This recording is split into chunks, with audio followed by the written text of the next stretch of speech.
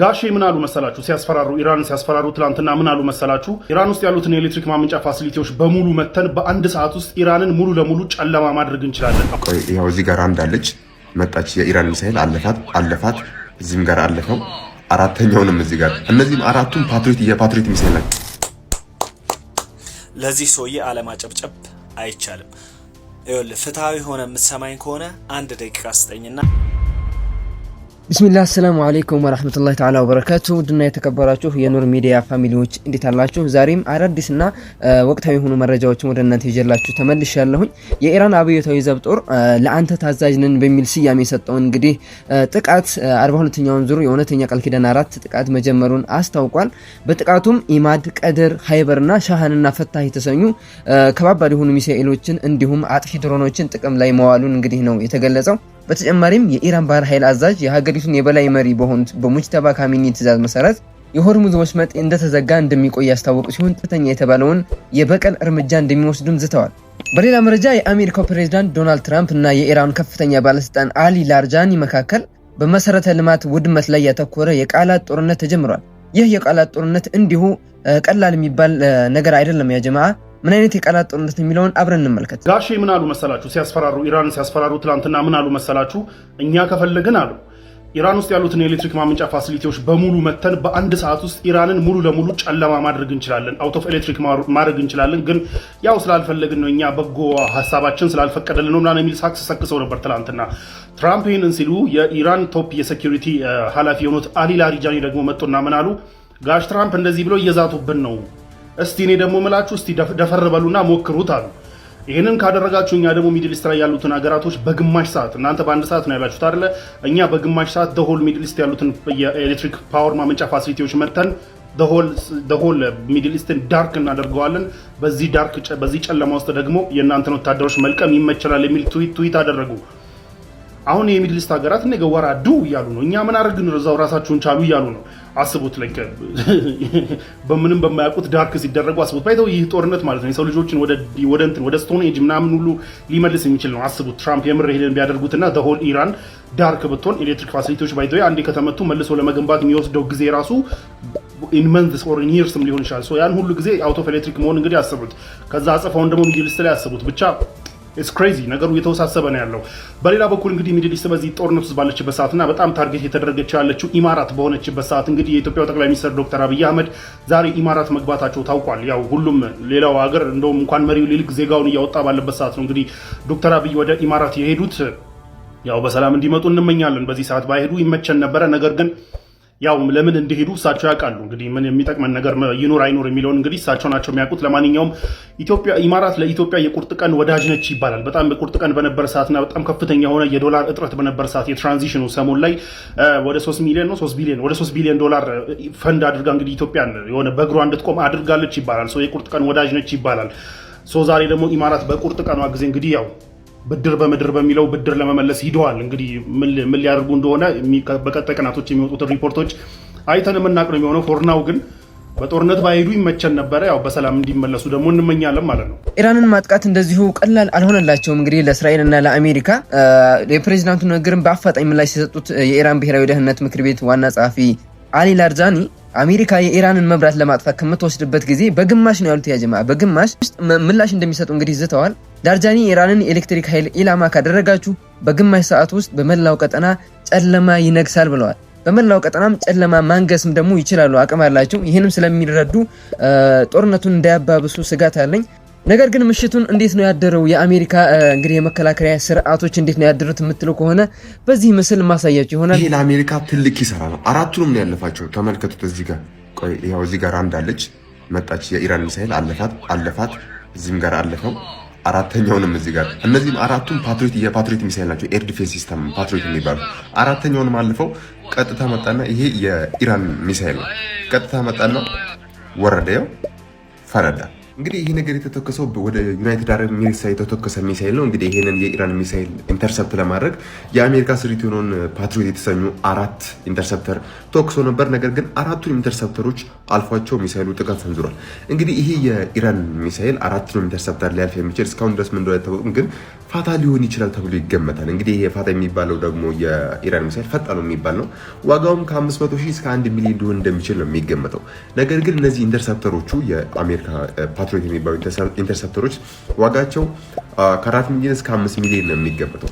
አንዱን የኢራን ሚሳኤል መጥቶ ለመጣል 4 ኢንተርሰፕተር ተወንጭፏል። ነገር ግን አራቱም መምታት አልቻሉም። ይሄ ማለት በ500,000 ብር 20 ሚሊዮን ብር ነው እያከሰረቻት ያለው የመጀመሪያው። ከዛስ 20 ሚሊዮን ብሩን ተወንጮ አክስራት ደግሞ መሬት ላይም ደግሞ ሌላ ኪሳራ እየፈጠረች ነው ቻለ። ይሄ በጣም ትልቅ ኪሳራ ነው። የአሜሪካ ኤር ዲፌንስ እንግዲህ በዚህ አይነት ሁኔታ ነው ያመሸው። ያ ጀማዓ ባይዞይ በቃ መቋቋም በማይችሉበት ሁኔታ ላይ ናቸው ብሎ መደምደም ይቻላል። ሚዲያዎች አያወጡትም እንጂ ያው እስራኤልም ላይ በጣም ከፍተኛ ቁጥጥር ነው ያለው። በስልክ እየተቀረጸ ሚዲያዎች እንዳይወጡ ከዛ እየተቆራረጠ ነው እንግዲህ መረጃዎች ወደ እናንተና ወደኛ የሚደርሱት። ነገር ግን እንግዲህ እንደምታዩት ምንም አይነት 4 ተኩሰው ላንድ ሚሳኤል 4 ፓትሪዮቲክ ሚሳኤል ተኩሰው ታርጌት ማድረግ አልቻሉም ወይም ደግሞ ማክሸፍ አልቻሉም። ያ ጀማዓ ኢራኖች ጠንካሮች ናቸው። ሰዎች እንደዚህ እያደነቁ ነው። ለዚህ ሰውዬ አለማጨብጨብ አይቻልም።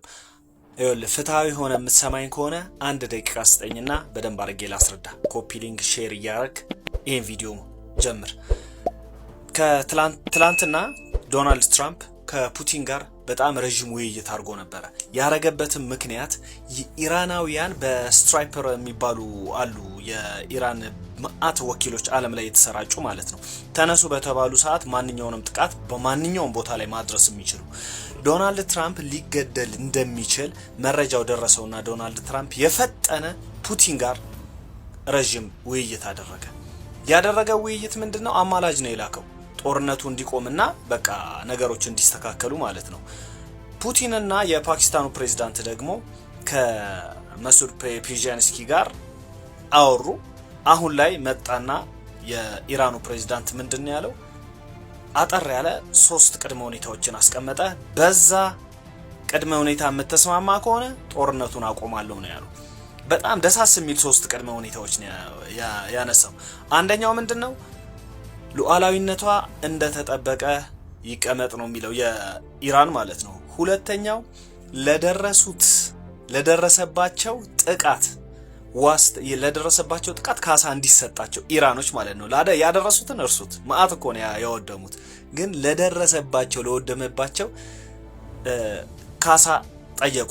ሶስተኛው ደግሞ ከዚህ በኋላ ምንም አይነት ይሄ የጦርነት ድንገተኛ አታክ ምናምን ከአሜሪካና ከእስራኤል እንደማይመጣባቸው ዋስትና ይሰጠን ያሉት። ታዲያ ለዚህ ሰውዬ ማጨብጨብ ይነሳው? በዓለም የጸጥታው ምክር ቤት ላይ የተቆጡት ኢራንና ሂዝቡላህ በማታው ጥቃታቸው በእስራኤል ላይ የምድር ጀሃነምን ከፍተው ነበረ። የዓለም የጸጥታው ምክር ቤት በትናንትናው ምሽት ስብሰባው ላይ በኢራን ላይ ጥቃት የጀመሩት እና በሴቶች ትምህርት ቤት ላይ ዘግናኝ ጭፍጨፋን የፈጸሙት አሜሪካና እስራኤልን ዝም ብሎ የኢራንን ጥቃት አውግዟል። በዚህም የተቆጡት የሊባኖሱ ሂዝቡላህና ኢራን ቁጣቸውን በተግባር ከባባድ ጥቃት በመሰንዘር አሳይቷል። የሊባኖሱ ሂዝቡላህ በትናንትናው ምሽት ብቻ ከ200 በላይ ከባባድ ሚሳኤሎችንና በርካታ ድሮኖችን በእስራኤል ላይ አዝንቧል። አይበገሬዎቹ ኢራንም እጅግ አስገራሚና ትላልቅ ጥቃቶችን በእስራኤል ላይ የፈጸሙ ሲሆን ከእስራኤል ውጭ ደግሞ በሳውዲ አረቢያና በዮርዳኖስ የሚገኝ የአሜሪካ የጦር ሰፈርና በባህሬን የሚገኝ የነዳጅ ማከማቻና ሌላ የአሜሪካ የጦር ሰፈርን አውድመውታል። የእስራኤል ጤና ሚኒስትር ዛሬ ባወጣው መግለጫ በ24 ሰዓት ውስጥ ብቻ እጅግ በሚያስገርም ሁኔታ ከ179 በላይ እስራኤላውያን እንደቆሰሉ ተናግሯል፣ አምኗል። እንግዲህ የእስራኤል ሚዲያዎችም ሆነ ባለስልጣኖች መግለጫ ካወጡ ከግማሽ በላዩን ቀንሰው ነው የሚናገሩት። የሞቱ ሰዎችንም ሆነ የቆሰሉ ሰዎችን እጅግ በብዙ ቀናንሰው ነው የሚናገሩት። ነገር ግን በርካታ ሚዲያዎች እየዘገቡ እንዳለው ከሆነ በትላንትናው ምሽት ከባባድ እጅግ ከባድ ጥቃት ሲሰነዘርባቸው ነበረ። በአዳዲስ ዜና መጣላችኋለሁ። በደንብ ሼር፣ ኮፒ ሊንክ፣ ሪፖስት ያደርጋችሁ አዳርሱት። አዲሱ የኢራን ሱፕሪም ሊደር ሰይድ ሙጅተባ ኾሜኒ እንግዲህ ከደቂቃዎች በፊት የመጀመሪያ የሆነውን ስቴትመንቱን ጦርነቱ ከተጀመረ በኋላ የመጀመሪያውን ስቴትመንቱን ንግግሩን አድርጓል። ይህ ንግግር ሪትን ስቴትመንት ሲሆን በኢራን ቴሌቪዥን እንግዲህ ተነቧል። የተወሰነ ፖይንቱን ላስቀምጥላችሁ። በመጀመሪያ ደረጃ እንግዲህ እኔ የእናንተ አገልጋይ የሆንኩት ሰይድ ሙጅተባ ኾሜኒ መመረጤን በሱፕሪም ሊደርነት መመረጤን የሰማሁት እንደማንኛችሁም በቴሌቪዥን ነው። ይህን ኃላፊነት ያሸከማችሁኝን ኃላፊነት በቻልኩት መጠን ለመወጣት እሞክራለሁ። ከኔ በፊት የነበረው የኢራን ሪቮሉሽን መስራች የሆኑት ኾሜኒ እና እንዲሁም ደግሞ መስዋዕት የሆኑት አባቴ አሊ ኾሜኒ የከፈቱትን ክፍተት የነሱ አለመኖር የከፈተውን ክፍተት ለመሙላት በጣም ከባድ ነው፣ ግን የቻልኩትን በሙሉ አደርጋለሁ ብሏል። በሌላ በኩል አባቱ ከተገደሉ በኋላ እንግዲህ የአባቱን ሙት ገላ የማየት እድሉን እንዳገኘና ሳያቸው እንግዲህ ጀናዛቸውም ላይ ያየው ዲፋያንስ እና እምቢተኝነትን እንደሆነና ከዚህ ብዙ እንደተማረ አሳውቋል። በሌላ በኩል ከሳቸው ሞት ውጪ ደግሞ እንግዲህ በጣም በሷ ላይ በጣም ብዙ ተስፋ የነበረኝ ሚስቴን እንዲሁም ደግሞ ወላጆቿን በመካደምና በማገልገል ረጅም ጊዜዋን የምታሳልፈውን እህቴን ከነ ልጇ እንዲሁም ደግሞ በጣም ኖብል እና በጣም ስርዓት ያለው በጣም ሰው አክባሪ የነበረው የእህቴንም ባል እነሱም አንድ ላይ እንግዲህ ሆነው የሰማዕታትን መንገድ ተከትለው ሄደዋል አንድ ላይ ብሏል። ነገር ግን ማንም የኢራን ህዝብ እንዲያውቅ የምፈልገው ለነዚህ ሁሉና እንዲሁም ደግሞ በጥቃቱ ለሞቱት ህፃናቶች የተመታው ስኩል አለ አይደለ በእነሱና በሙሉ በጥቃቱ ህይወታቸውን ላጡ ሰማዕታት በሙሉ እንግዲህ በቀል መፈለጌን በቀል ማድረሴን እንደማላቆም የኢራን ህዝብ ሊያውቅ ይገባል። በቀል እንበቀላቸዋለን። ከዚህ በቀል ውስጥ እንግዲህ የተወሰኑን አሁንም ማሳካት ችለናል። ደግሞ አቀጣጥለን እንቀጥለዋለን። ወደ ኋላ የምንልበት ምክንያት የለም ብሏል። በሌላ በኩል እስካሁን ለደረሰብን ጉዳት የአግሬሰሮቹ ወራሪዎቹ የሆኑት አሜሪካና እስራኤል በገንዘብ ከፍለው ይክሱናል፣ ይከፍሏታል። የማይከፍሉ ከሆነ ደግሞ ሪጅን ውስጥ ያሉትን አሴቶቻቸውን እንይዛለን፣ ሲዝ እናደርጋለን፣ እንወርሳለን። መውረስ የማንችለውን ደግሞ እናወድማለን። ያደረሱብንን ኪሳራ ያህል መልሰን ያንን ኪሳራ እንደምናደርስባቸው ሊታወቅ ይገባል። እሱንም እየሄድንበት ነው፣ አጠናክረን እንሄድበታለን ብሏል። በሌላ በኩል ለሚድል ኢስት ሀገራት የሚያስተላልፈው መልእክት አለ። እንግዲህ የሚድል ኢስት ሀገራት ምንም እንኳን አየር ክልላችንን ከልክለናል ያሉ ቢሆንም የተወሰኑት አየር ክልላቸው ተጠቅመው እንግዲህ እኛ ላይ ጥቃት ሲደርስ አይተናል። በዚህም ናቹራል በሆነ ወይ ምላሽ መልሰናል። ይህንንም ምላሽ ደግሞ አሁንም ቢሆን አጠናክረን እንቀጥላለን። እነዚህ የሚድል ኢስት ሀገራትን የምመክራቸው አንድ ነገር ግን ቢኖር እንጠብቃቸዋለን ብለው ቃል የገቡላቸውን ቃል እንኳን ያልፈጸሙት ውሸታም የሆኑትን እና አሜሪካን ቤዞች ዘግተው እንዲያስወጡና አርፈው እንዲያስወጡ እንመክራለን። ይህ የኔ ለነሱ ያለኝ ምክር ነው። ምክንያቱም አሁን ላይ ፋይንድ አውት አድርገዋል እንደማይጠብቋቸውና ውሸት እንደሆነ ፋይንድ አውት አድርገዋልና በቶሎ ቢያስወጡ ጥሩ ነው ብዬ አስባለሁ። ይሄ ምክሬ ነው ብለዋል።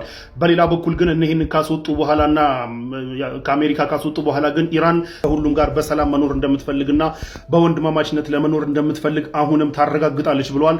በሌላ በኩል የነዚህ ሚድል ኢስት ሀገራትንም ደግሞ በሌላ በኩል ያስተላለፉላቸው መልእክት ምንድን ነው?